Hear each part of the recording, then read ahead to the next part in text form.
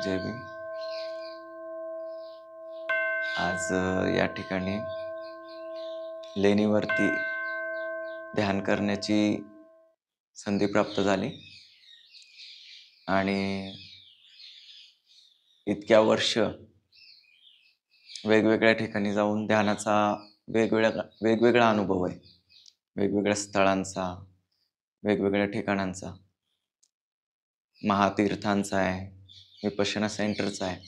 पण आजचा अनुभव अद्वितीय स्वरूपाचा आहे. त्याचं कारण वर्षावासी असू शकतो आणि दुसरी म्हणजे भूमी. त्या भूमीचं पण फार महत्त्व आहे. म्हणजे असं झालं की आम्ही आलो, ध्यानाला बसलो आणि प्रश्न निर्माण झालं असं जाणवलं. म्हणजे पाहिजे नव्हतं अजून असं फील झालं. सो झालं आणि त्याच्यानंतर ठीक आहे म्हटलं, झालं. मग बाहेर 5 मिनिटाचा ब्रेक दिला. ब्रेक दिल्यानंतर आम्हाला जसं इंस्ट्रक्शन दिले त्याप्रमाणे आम्ही फिरलो आणि बसलो. तोही खूप छान एक्सपिरियन्स होता. परंतु 5 मिनिटानंतर पुन्हा दादा आले आणि दादा म्हटले की आपण वॉकिंग मेडिटेशन करू. म्हणलं ठीक आहे, काहीतरी अजून नवीन शिकायला मिळेल. तर त्यांनी छान इंस्ट्रक्शन दिले.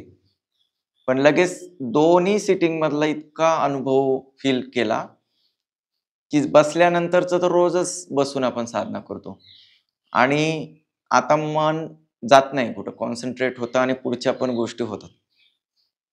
पण चालत असताना एक गोष्ट जाणवली, मन कुठंच गेलं नाही. मन कुठंच गेलं नाही आणि इतकं स्ट्रॉंगली म्हणजे 4-5 सेकंद नाही झाला, काही क्षण नाही झाला, की लगेच माइंड पूर्ण त्याने बॉडी रिकव्हर करून टाकली आणि पूर्ण म्हणजे ज्या संवेदना जे काही इतकं कॉन्सन्ट्रेशन झालं फक्त जाऊन येईपर्यंत त्या ठिकाणी. आणि तुम्ही जे सांगितलं की फिरताना सुद्धा त्या ठिकाणी आपल्याला हळूवार पद्धतीने फिरायचंय. सो तो एक एक्सपिरियन्स खूप सुंदर होता वॉकिंग मेडिटेशनचा. आणि मग मला वाचलेल्या आणि ऐकलेल्या खूप साऱ्या पूर्व गोष्टी आठवल्या की संक्रमण का महत्वाचं आहे. सो तो एक अनुभव की मन जितकं आतमध्ये राहतं, तर तितकं मनातल्या गोष्टी आपल्याला कळतात आणि त्या व्यवस्थित सजगपणे आपण त्या बाहेर काढू शकतो आणि समतेत राहू शकतो. इतक्या सुंदर पद्धतीने आजचा प्रत्येक क्षण हा खूप म्हणतात ना, की अलर्ट त्या ठिकाणी गेला, सजग, स्मृतिपूर्वक गेला. आणि चालताना सुद्धा म्हणजे लेणीवर जे धम्माभ्यास आपण करतोय, तर त्या धम्माभ्यासामध्ये इतरत्र करण्यामध्ये जी मेहनत जाते ती इथं येत नाही. कारण का?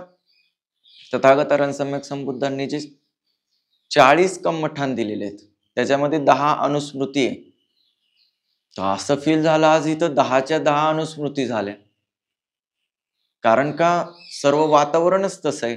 बुद्धानुස්සती झाली, धम्मानुස්සती झाली, संघानुස්සती झाली, शीलानुස්සती झाली, त्यागानुස්සती झाली, देवतानुස්සती झाली आणि अशुभ मरण ह्या सुद्धा सती त्या ठिकाणी झाल्या. कारण चालतानाच समोर तथागतची महापरिनिर्वाण मूर्ती आणि ती पण नष्ट म्हणजे अर्धवट स्वरूपात, अर्धवट नव्हती परंतु त्या स्वरूपात आहे ती, की अरे ती पण बघा तथागत तर गेलेत परंतु मूर्ती सुद्धा नष्ट आहे.